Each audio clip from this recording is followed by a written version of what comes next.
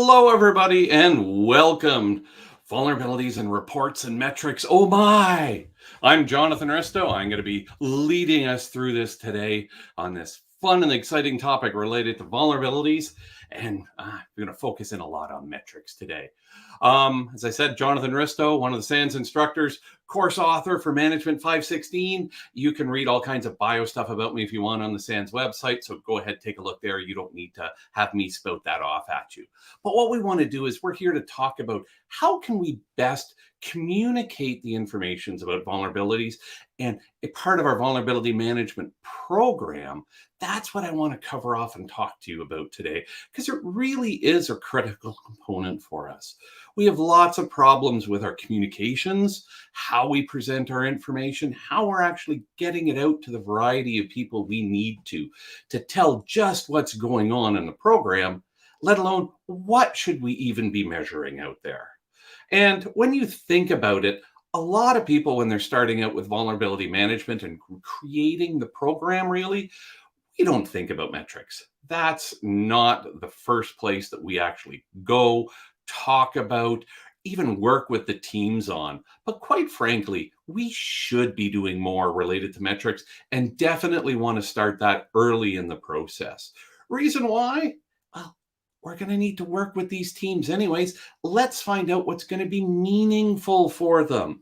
We've got to see the data, find the owners, and talk with the groups to actually determine what we think is going to be useful information. So working with them and talking to them about metrics is going to really help our program continue to move along. Now, what I'm going to end up talking to you about today, I've got 6 metrics that I'm going to mention off here to you, just in relation to some things you should probably be measuring in your program today, and you would be able to based on the information you have right now as part of the tools that you have. Then I'm going to talk about 3 other metrics that are a bit more advanced, but again, you should have access to most of this data from inside the tool set, or maybe it's something you can work towards being able to get the data available for you, so then you can start generating these, I'll call them more complex or more advanced metrics that may take you some time to get to. Now, there's one quote that I like. It's from Scott M. Graffius, and I'll kind of summarize it and probably not do the best quote job. But what we have here is if you don't collect any metrics, we're flying blind. And if we collect too many and generate too many metrics, we're not going to be able to see stuff through all the information that we have. It's going to obscure everything for our field of view. And that's out of an agile development book that Scott has published out there. But I really find it useful. And it's talk about this as part of the class, the Management 516 class, when we're dealing with metrics, because it's getting the right balance for the number of metrics that you're actually generating for the program and who you're even sending them to. So all the information I'm going to talk about today, this is actually pulled from the Management 516 class, our Managing Security Vulnerabilities, Enterprise and Cloud. So if you do like what you see here, there's lots more detail. If you take the class, we go into a lot more information on metrics and reporting. I just can't cover it all here today as part of the live stream. We're going to be less than an hour going forward. There's just no way I can cover it all. But just wanted to let you know, this is pulled straight from our course material. So without it, you probably want to understand and see what's going on here. So Stephen, if you can throw up the first slide that I have shared out here, let's just get right into and talk about a couple of metrics where we should probably start with our program. So first one that I have up here is coverage. And you're probably thinking, okay, coverage of what? This actually is our vulnerability management scanner coverage. What are we actually able to scan in our environment, comparing against what we know about from our asset inventory? Okay, now you're probably thinking, great, fine. Now I got to worry about asset inventory. But yeah, asset inventory is an important part of our program. We need to have asset inventory, knowing the hardware, the software, everything that's installed in our environments. And what coverage is going to be able to help us do is going to be able to see what systems we actually are actively scanning. And you're going to be able to get this information right out of your tools. It's going to tell you exactly the number of systems, amount of software that you're scanning. And you're going to have to compare this back to what you actually have in your asset inventory. Now, recognizing we don't have those perfect asset inventories out there, fully understand that and recognize that. But what we need to do is make sure that we are at least reporting on the coverage of what we know about inside our environments. And if you're just starting out your program or you're just deploying an asset inventory system, yeah, recognize these numbers are going to change, but it's still relevant for us to be reporting on it because it's helping show where we have gaps. Though all the inventory items, I'm only able to scan 82% of them, I got a hole. A really important thing for us to understand as part of our program so we know just what it is that we're covering off. Where do we have to go? What assets are we missing? And reporting that, quite frankly, as part of the program to our leadership team, be that up to your director, through the VPs, whatever in your organization, even up to the senior leadership executive suite. Understanding we have holes that we don't know what's on there. That's the benefit of getting coverage, reporting on the metric. But for us as the program, it's going to help us know, hey, I got problems out there. I don't have visibility. How am I going to address those? So it also will help you reinforce the planning you need for the program. And as you continue to expand and roll out more tools, more equipment, more options that we need to bring on board in order to get the coverage increasing, then we're going to be able to see that we're progressing as part of the work we're doing in the program. Another benefit of coverage, not a direct requirement or what we're trying to get from coverage, but when the leadership team does see it's like we can only scan 50% of our environment, that may actually help push forward some of the tool acquisitions or changes we need as part of our program in order to get the coverage to a lot higher value so it's acceptable. I don't think you're ever going to get 100% coverage.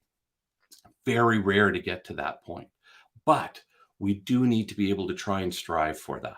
So that's what coverage and why I feel that's really important. And as we said, it does directly tie back to us to the program components and how we're functioning with the vulnerability management program itself. What other ways? I see lots of stuff going on in the chat here. Feel free to ask out. I'll try and get as best as I can to the question. So don't worry about throwing it in there. I may not get to it right away, but I'm trying to see what's going on here. I see there's a question that's in there. What other ways to fix the vulnerabilities except patching? There's a question on that. Not directly tied to our metrics conversations, but I'll work on it anyways. Patching's one option for us. There are compensating controls that we should be able to deal with in our environment. Say you have firewall rules that you've put in place. You've isolated a system from being actually connecting from anywhere in the environment. Maybe you pulled it completely off. It's now standalone. Those would be examples of compensating controls that where I'm not patching the problem, but I am removing it from or lowering the risk associated with the vulnerability. So that's potentially something else you can take a look at besides just dealing with doing pure patching. There's lots of compensating controls, reducing the service, putting the firewall rules in there, as I said, isolating systems, putting things like WAF, so web application firewalls in front, or database firewalls that are sitting in front of the applications to help protect us. Doesn't remove the vulnerability, but it mitigates it to probably an acceptable risk level. But that's where you need to do a little bit of risk analysis on that front. Hopefully that helped deal with that question. I'm just looking to see if I got any others in here before I carry on.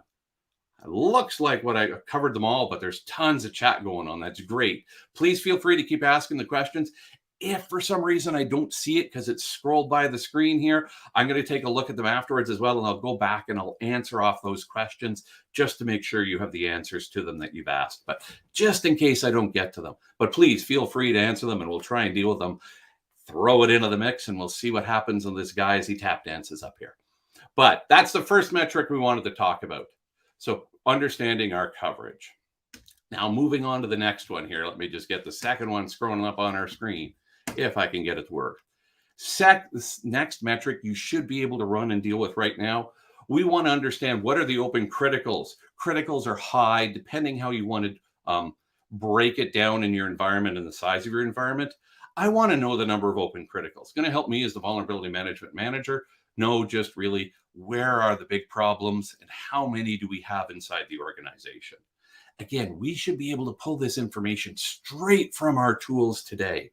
But as we're starting out, this is a metric, and probably going to keep measuring this, but we may fine tune it some as we continue to move out the program. But definitely, we need to know where the big problems are.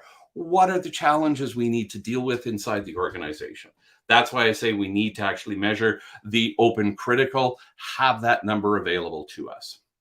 And I'll talk about how we might change some of this as we continue to evolve over time after I get through the next metric here. Pardon me. So, third metric I want to mention off here. Again, a metric we should be able to measure right from the get-go as part of our programs. The number of closed vulnerabilities. Sorry about that. I didn't realize my mouse pointer was still on the screen. The number of closed vulnerabilities. Now you're thinking, why do I care about that? I've closed them off. Well, when you're first starting out your program, it's going to help us show what we're accomplishing as part of the program. Hey, we've managed to close off all of these vulnerabilities, get them remediated, dealt with them. So it's showing the progress and success of the program and really that there are results coming from it. Now, you should be able to track this as well. You might not see it directly in your tools. You might have to track this, but the data is available for us as part of the tools. So see the vulnerabilities and then stuff gets closed off, but getting the aggregate amount, I may not be able to do as all of my tools, but it's still the information is going to be available. You're going to know you have 645,319 vulnerabilities today, and tomorrow it went down to 632,000. Now I know that I've closed off vulnerabilities. At least I think I did with my numbers. Maybe I got that wrong and we just increased. But regardless, you get the point. We need to be able to track this. And starting out your program, we do want to track what's actually happening for the program to show the successes that we're having here. Let's just see. I see there's been some more chat on here. Just want to check to make sure what we have from the questions, just to make sure I'm not missing anything. There's all kinds of stuff coming in. This is great. I love it. What do we got here? High standard vulnerability management. Okay, yeah, NIST 853 I see is being mentioned off. NIST 837.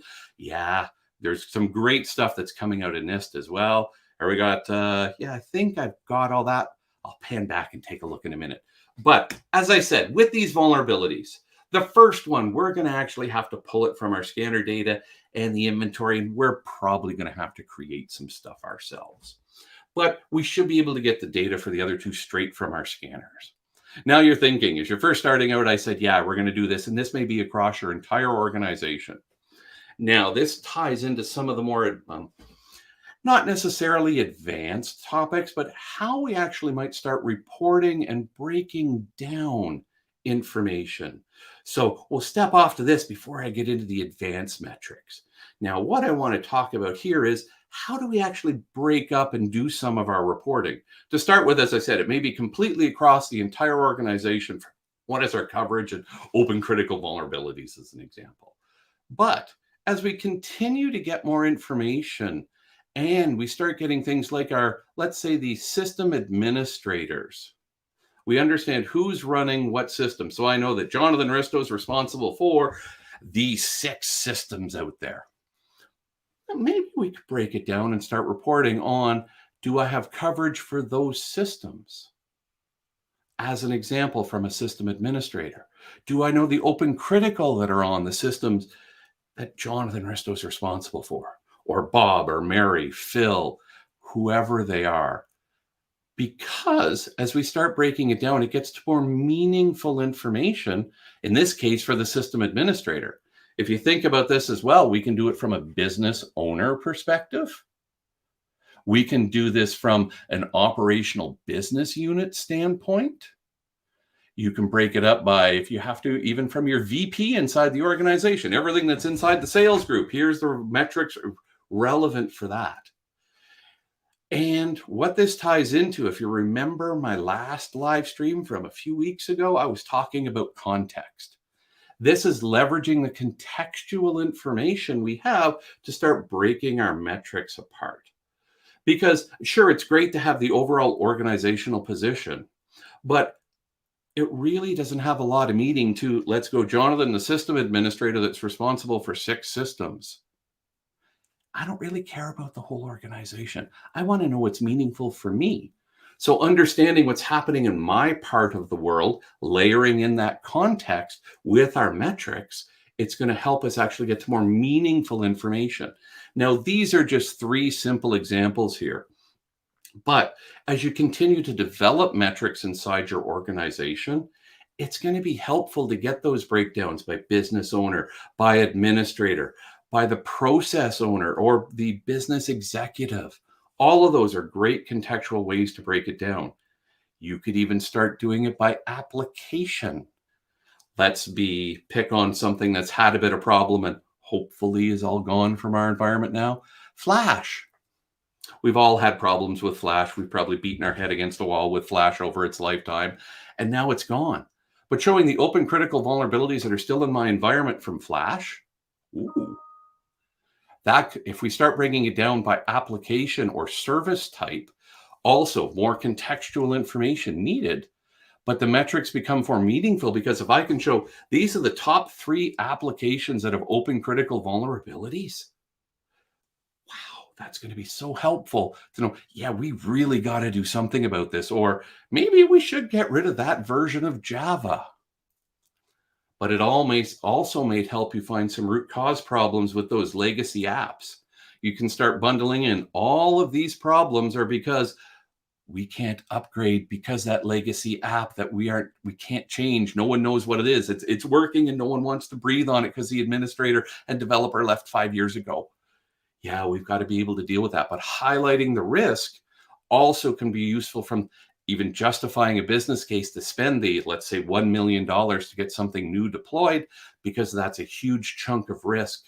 So breaking up our metrics and reporting on them in a variety of methods, using the contextual information that we have, is going to be helpful for us. We're going to see problems in a different light. So that's one key thing I wanted to talk about as we're going through and looking at our vulnerabilities in our environment and how we report them out. So it's not just about, hey, I've got a number for the whole organization, but how do we put it all together and make it useful and get more meaningful data results as we start to layer in the context. So that's just one thing I wanted to mention off here, because it starts you thinking about how maybe I can adjust my program, how I can maybe look at some things in a slightly different light. So wanted to throw that out there at you. Now, where do we want to go next? We got a couple more complex metrics coming in here. First one, mean time to resolve. Now, as I said, these ones we're probably not going to start working on when we're just launching a program, because these are more complex, more advanced, tend to be as your program continues to mature when you start measuring the 3 that I'll end up talking about here. Now, first, as I said, the mean time to resolve. How long is it taking us to actually, from when we find the problem to the remediation? And this does not have to be, well, it can be a patch, but as one of the questions that came in earlier on, it is to remediate it to an acceptable level. But how long is it taking us to accomplish that remediation? If you think about this for a second, how many of you out there actually have a policy that states you must patch all critical vulnerabilities within 30 days, or whatever the number is? We probably have a whole bunch of policies out there. This is actually telling me, am I going to be in compliant? Am I actually meeting what I'm supposed to be doing? Forgetting the time to resolve from when I've discovered it to when I've actually remediated it. Now, you could do something else and combine this with another metric we'll talk about in a second, or I'll at least mention off, but you can actually get it from when it's released, not just to when we find it, get it from when it's actually been published until it's in my environment. Now, with that next metric, the mean time to detect. How long is it taking for us to find the problems once they're published? Now, I'm sure some of you out there right now are thinking, okay, I've got agents, Jonathan, you're nuts. It comes in, it's the The signature database is updated. The agents check for it. I know within an hour. I know an hour and a half, whatever time it is. And that's great for those parts of the environments where there's agents. But I can guarantee you, you have a lot of your organization that does not actually have an agent installed. Do you have agents on your routers?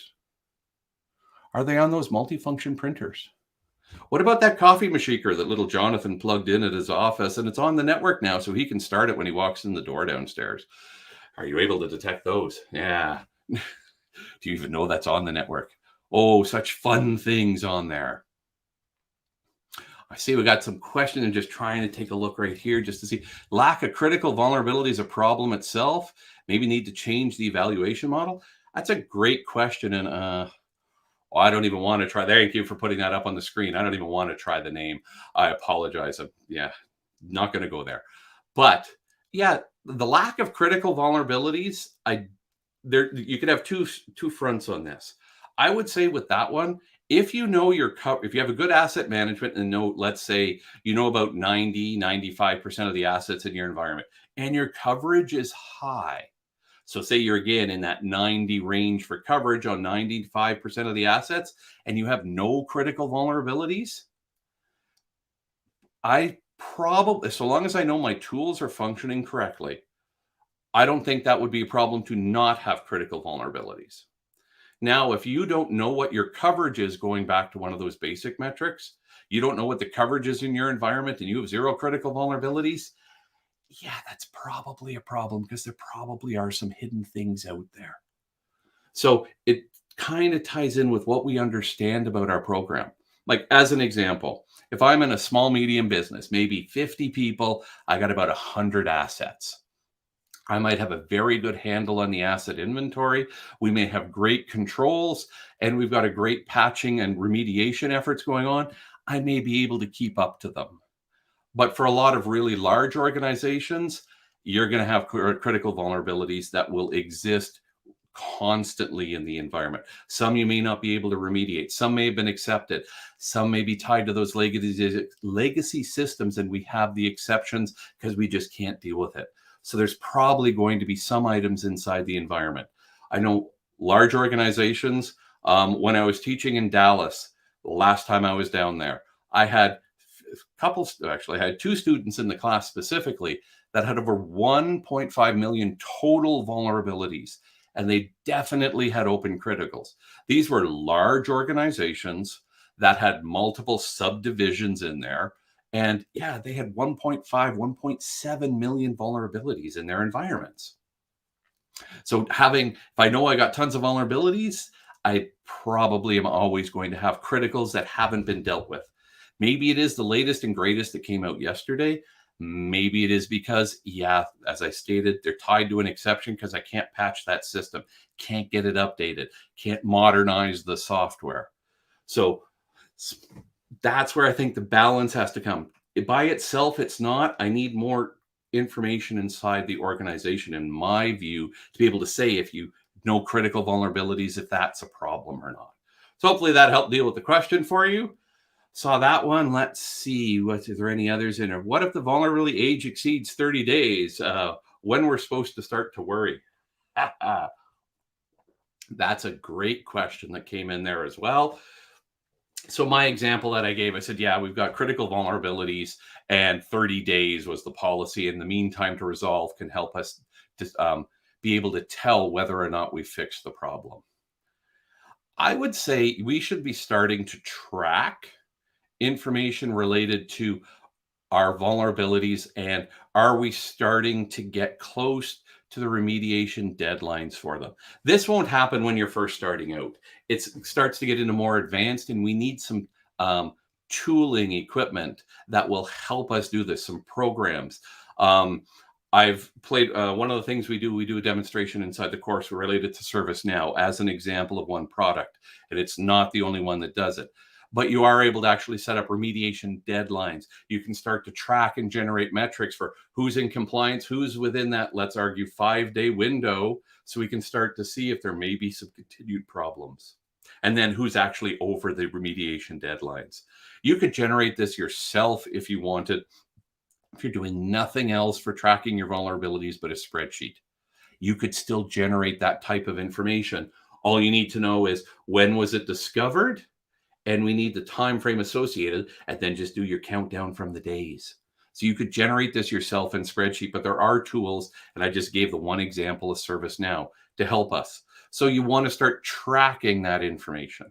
But if you are over that 30-day window, if that's your deadline, I wouldn't say it's a cause to panic until you start seeing the trends. And that's a great segue. I was going to go into this after the next metric, but I'll talk about it now. Going into some of the trend analysis. Is this an aberration, or is this a systemic problem inside the environment? So the missing the 30-day window is constantly happening, or is it, oh, this was just one problem because of, let's say, Thanksgiving was in here, we couldn't get the people in, and so the time frame went over. For any of the metrics, I really like seeing trending information because it's telling me what's going on over time related to the problem.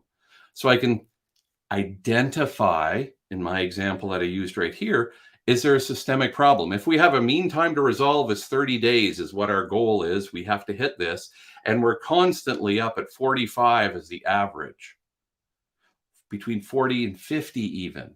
Okay, we've got a problem. One of two things. We need to change our processes to be able to remediate faster, or maybe it's because we don't have realistic timeframes to get the remediation effort done. So ensuring we have the realistic timeframe set, then if we're not able to hit those, then I've got a process or people problem that I need to work on within the organization.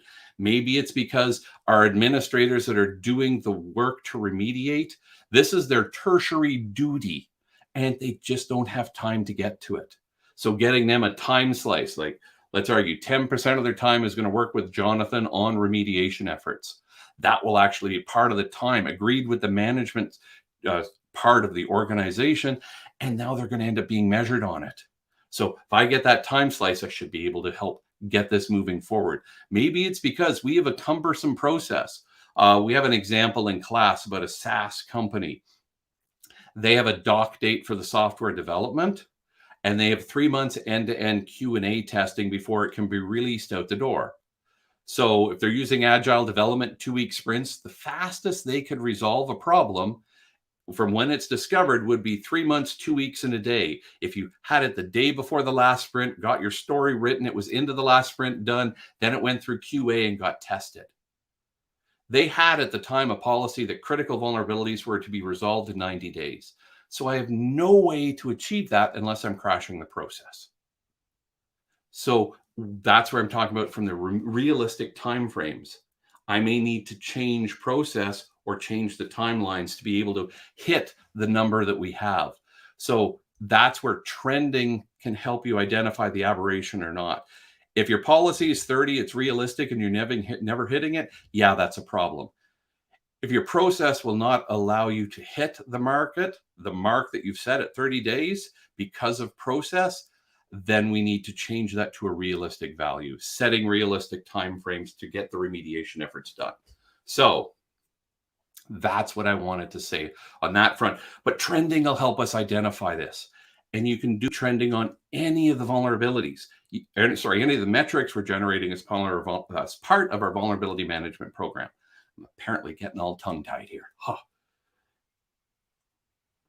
But you won't be able to do this at the start. And you may be going, why not? I could start trending right away. You need some months of data before you can start showing trends.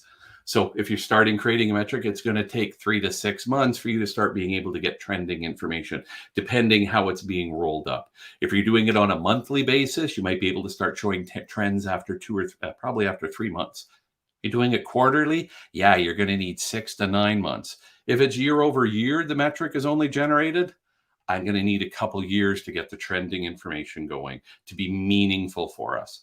But trending can be done on any of the metrics. And I really like trending because I can quickly see, is this an aberration or not? I can see, okay, maybe I'm not hitting the targets, but from last month to this month, we've shortened the time frame for remediation to resolve it. Used to be 60 days. We're now down to 45. Great, I'm going in the right direction. I might not be in compliance with my policy yet, but I can see we're going in the right direction. I may not have to worry about that yet. But if I see I'm going from 30 to 45 to 60, we need to put the brakes on this before it gets to be a real pain. So weak trending is going to help us do all of that and see which way we're going. That's why I love getting trend information, be it on daily, weekly, monthly, whatever. I like to see trends. Data, metrics, fun. Woohoo! Hopefully all of you are just as excited as I am about metrics. But that was mean time to detect. And we talked about mean time to resolve. So with the detection, how long is it taken to find the problem? How long is it taking us to actually, from when we found it to remediate it? And as I said, you can squish these together a little bit if you wanted to, and do it for an overall from mean time from when it's been published to mean time to resolve. So you can combine this together to get a third metric, but then you can maybe see it's taking us a long time to detect it before we actually get the chance to resolve it. Now we can see where there's some problems to work on. So I'd want to measure them. Even if I'm doing combined, I want to see them individually, because I might be able to tell my multifunction printers, I don't scan them except for once every 2 weeks. Maybe we might want to change the scan cycle, or maybe that's fine. But knowing the mean time to detect the information for the devices where we do not have agents installed, or say from our cloud base where I'm not querying the APIs for them, where I can't get the almost instantaneous responses, I need to understand what my window is here. That's the risk. So I don't even know what's in my environment. When I used to be running a vulnerability management program, when I was working for one of the previous departments that I worked for, we had a scan cycle on PCs. We didn't have any agents at all in the environment then. Scan cycle of PCs was 6 weeks to cycle through all the PCs inside the environment due to architecture, where they were located, and the length of our scan windows, and how much traffic we could put on the network. So you can have a really long time for detecting between stations. And our remediation policy at the time was actually, I needed to remediate the problems in a shorter period of time than my 6-week detection cycle. So I'd be patching before I could confirm it was even a problem on all the systems. But different issue. That was my bun fight internal of how we had to deal with that.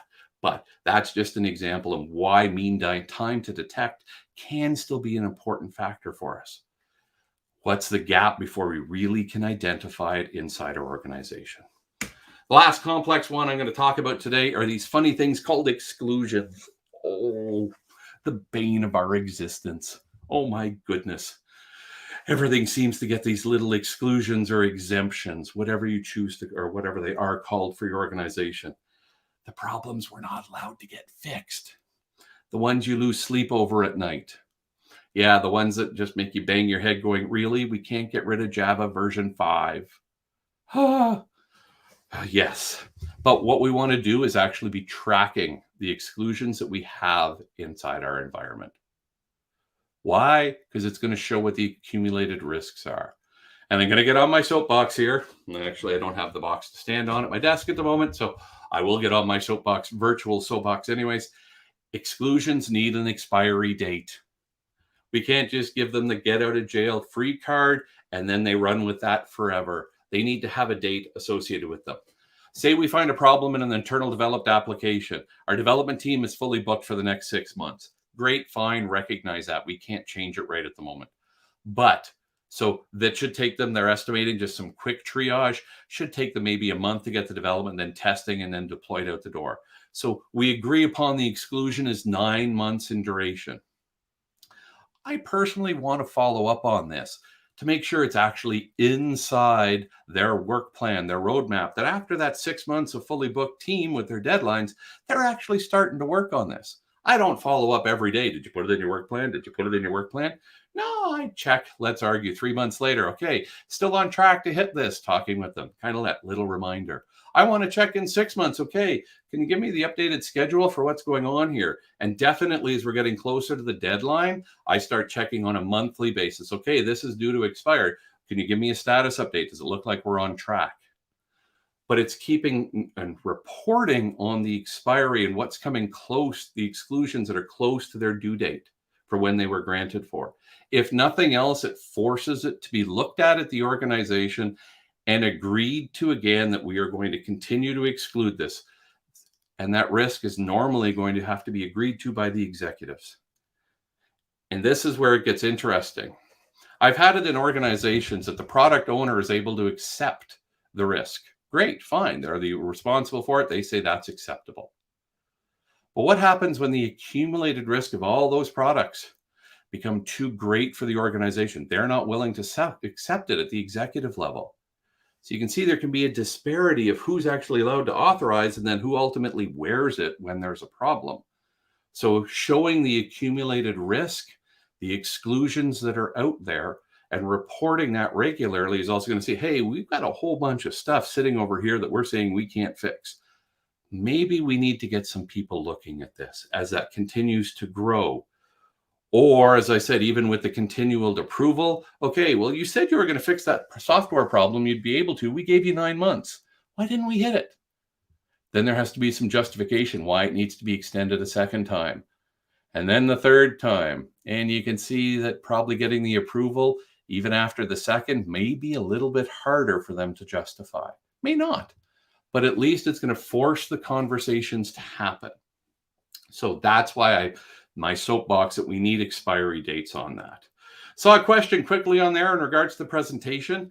The presentation itself isn't going to be available online. It is part of the live stream, but I wasn't at the moment. It wasn't going to be posted up. I only have 3 slides associated with this. I guess I can see if I can figure out a way to quickly link it in there as well onto the into the live stream after the fact, but see what I can do on that front for you. If there is, I'll make sure I respond back to that one for the LinkedIn user there, and we'll be able to get it out there. But right now what you're seeing on the screen, you'll be able to look at it. It'll stay on. You could see it through the LinkedIn. You'll be able to see it on the YouTube channel after the fact and the SANS site as well. Wherever you're tuning in, you're going to be able to get access to it afterwards. So you could see it there too, but we'll try and see if I can get you the information quickly and throw it out. And so then you could have the 3 pages that I've posted up here. Hopefully that dealt with that one. There you go. I see there was posted out. I was going to mention that. That's great. Thank you, Laura, for that.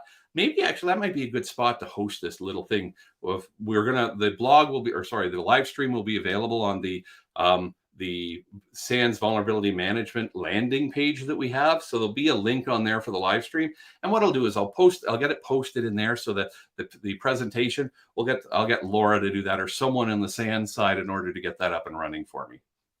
So that's great. That's a good suggestion. And there you go. Should be able to get that done for you. So we'll get it up there. Oh, what are the advantages? There we go. I see the posting up there for the landing page for it. SANS.org/blog vulnerability management resources. And there's tons of stuff on that page. All the old webcasts, live stream, blog postings, relevant articles about it, links to the classes all related to vulnerability management. Trying to have that as your one-stop shop for information. And we're going to keep it regularly updated, even with news information about what's happening in vulnerability management. Like, as an example, I've got something I'm sending over to the SANS marketing team to be able to post it up there. Like the CISA announcement that came out with incident response and vulnerability management, the guidance that they put out about that. So just giving the links and available to it. So a simple example of one, but that type of information we're trying to keep on there. So worst case, you got one place to start taking a look at for everything related to vulnerability management, SANS, or even otherwise. So there's a little plug I'll give for that page. But thank you for posting that out, Laura, for the information. Now let's see here. What else do we got? What are the advantages of conducting agent-based vulnerability assessment? Now there is a loaded question. Now, before I answer that, I'm going to ask everybody on the webcast or live stream here one question. Who here thinks that conducting an agent-based scan, I don't actually need to do a non-agent-based scan? So a network-based check into the system. I believe for the longest time that if I had an agent on the system, I didn't need to do that. Oh my goodness. I had a student ask and stated in one of the classes that they were told by the vendors, yeah, I actually need to do both. And digging into the information, there are checks that cannot be done from the agents that you do actually need to do the checks for from the network-based scan. So there are some checks that are from any of the vendors. I have, I'll see if I can quickly post out here If I can quickly pull up the links from the vendors that I have. Oh boy. So we can get that out here to answer that question. Where is it? Wasn't expecting this one at all. Oh boy.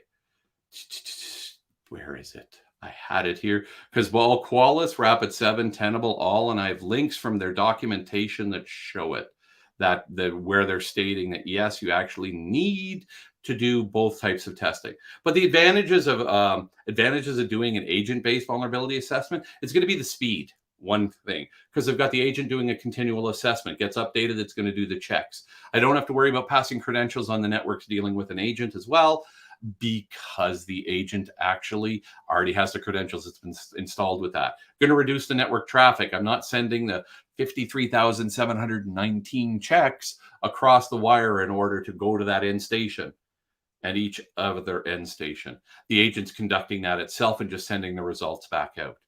So I have some benefits there. I also, another good benefit from the from the agents for VA assessments is the fact that it's always there. So if I'm not connected to the corporate network when the scan is run, it's still going to be happening. It still occurs. And then it just reports back when it finally has the connectivity back to the network, to the reporting management console. So classic example would be the sales team. They're probably not sitting at their desk every day, but I can't get the assessment done from the network base. The agent will still keep them up to date, and I'll get the results as soon as they connect to the network. So those are some of the examples of running an agent-based scan over a network-based scan. But remember, and the vendors have stated it. I don't quickly see it, and I don't want to go through all of my links that I have on that front. I'll see if I can find it quickly. If not, I will definitely post it at the end of the live stream. I'll post the information out. But all the vendors say there are differences between doing an agent-based and a network-based scan. So there is an example. Yeah. Seeing one, how do you convince the Orthodox who don't want their application, assuming the application may misbehave? How do you convince them to actually get the work done? It's another great question in here. Yeah, getting the agreement to get remediation efforts done can be hard. Fully agree with that.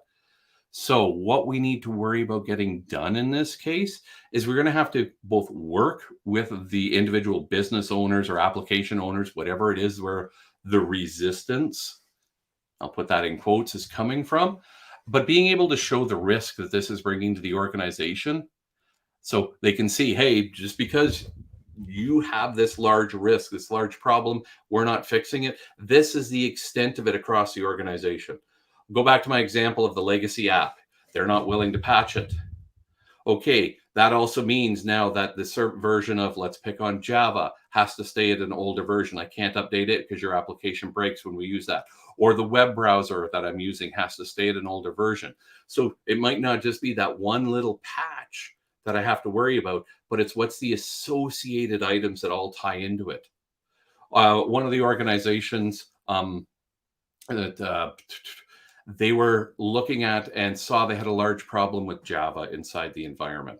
So they went through and updated Java. So great, fine, spent the time, effort, and energy, updated Java across the entire organization. Next scans come through, next reporting cycle, Java's still the top problem. Why? Doing some root cause analysis digging on this, it turned out that the problem was because of an embedded Java in an old version of a web browser that's tied back to the application they weren't allowed to patch. It couldn't actually get updated because that web browser had to stay at the old version of Java had to stay. So when you start putting the context, as I said earlier, about the different vulnerabilities and the metrics, reporting it all together, you might be able to convince them or at least show that even though it's just one small problem or a couple of small problems, this is what's related to it, that the cascading impact. So it's not just, patch CVE 2021-16295. And well, here's all of the problems that you not resolving this are actually causing from the organization and the amount of risk this actually comes and it brings with it. And as that continues to grow, that person can probably not accept that level of risk for the entire organization.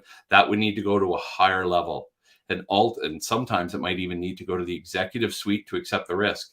And then if they're willing to, That's the decision the organization has made. We may not agree with it. We may not want to go that way.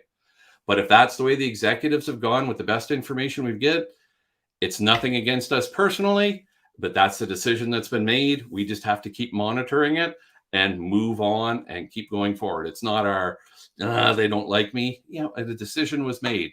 Above my pay grade, I gave all the best info recommendations to them. That's not the decision way I wanted it to go, but hey, we just have to accept that and move on when the risk has been accepted, and we're not going to do anything about it. It happens. Welcome to the exclusions we live with. But hopefully we've been able to put together the best package of information and show all the details, and then we just carry on. That's all we can do about it. Now let's see here. What else? Is there any other questions in there before?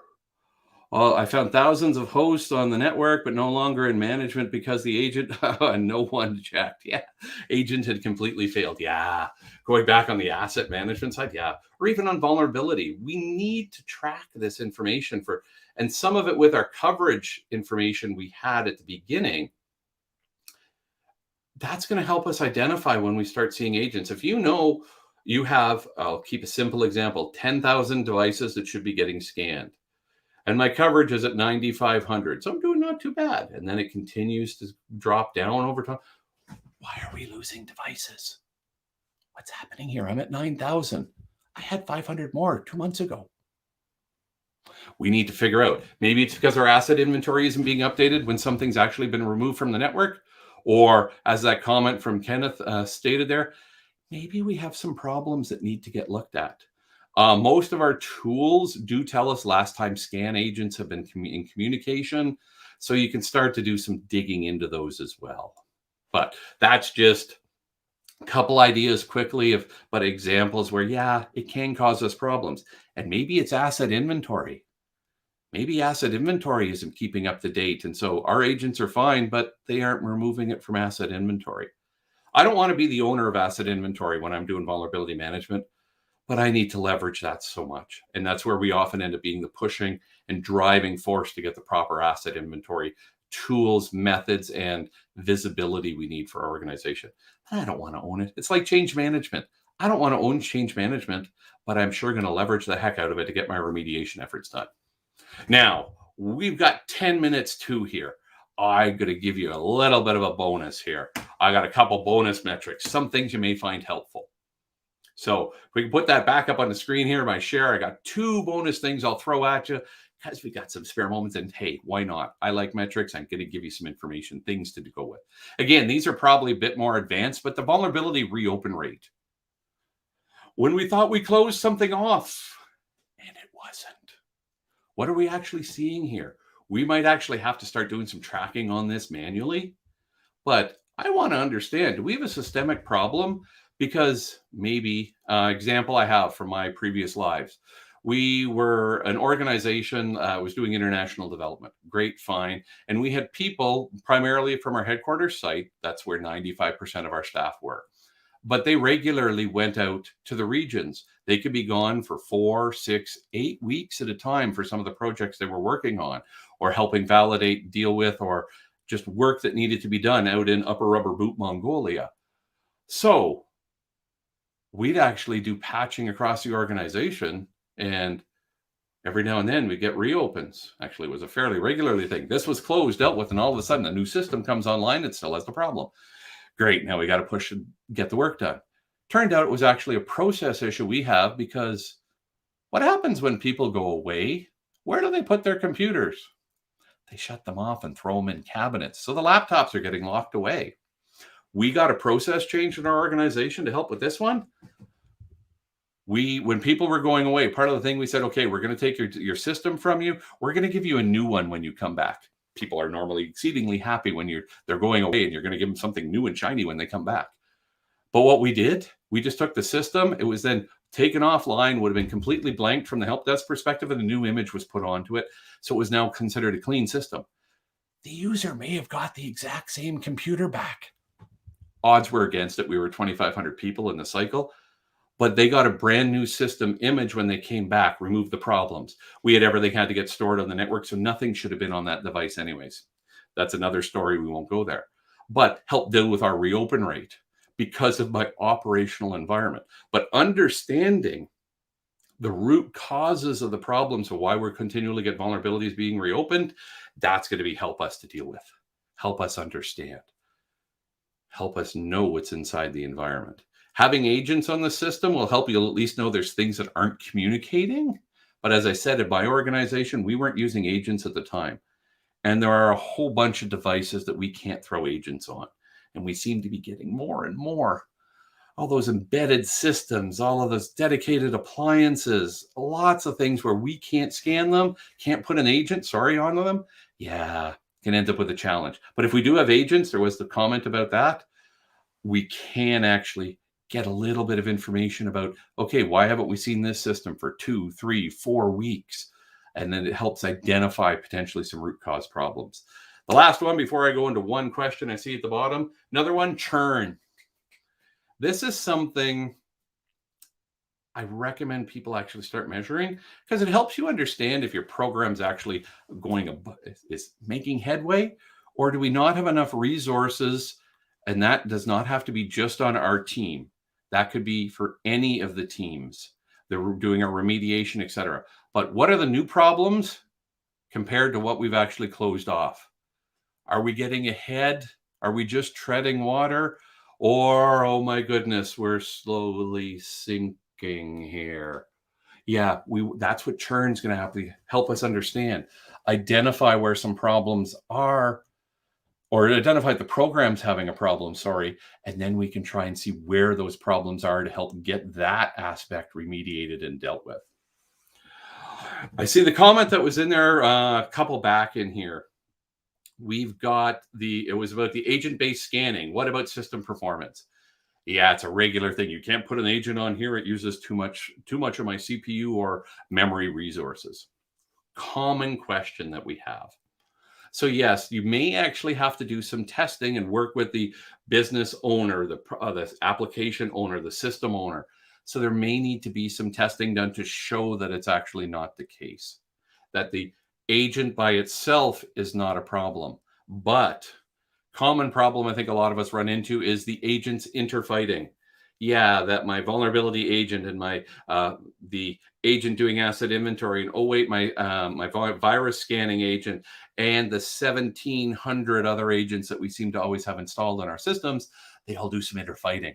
They start playing and not nice in the sandbox with each other. That's when we start getting into problems. Again, I think that ties back to we need to do more testing and be able to show and see if there are going to be problems before we deploy it inside the environment.